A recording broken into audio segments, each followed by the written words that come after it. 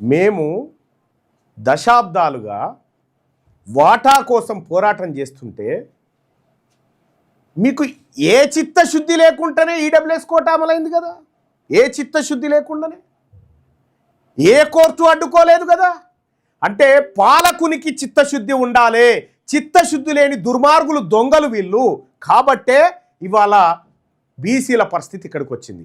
BC ప్రజలారా, ఈ దొంగల ముఠా, ఈ దొంగ ప్రభుత్వం, ఈ దొంగ రెడ్డి ప్రభుత్వం మనకు న్యాయం చేయదు. బీసీలకు మనకు న్యాయం చేయదు. వీళ్ళను రాజకీయంగా ఖతం చేస్తేనే బీసీలకు మనుగడ. వీళ్ళను రాజకీయంగా ఖతం చేయాల్సిందే. బీసీలు రాజ్యాధికారంలోకి వస్తే బీసీ ప్రజలారా, ఇవాళ బీసీ ముఖ్యమంత్రి, బీసీ ప్రభుత్వం ఉండినుంటే వీళ్ళు ఇన్ని రోజులు కోర్టు ఆడికి ఈడికి అంటారు కదా, ఒక్కటే నిమిషంలో అయిపోతుంది. వన్ మినిట్లో, ఒక్కటే నిమిషంలో దీన్ని పాస్ చేసి 42 కాదు 62% రిజర్వేషన్ బీసీలు తీసుకోవచ్చు.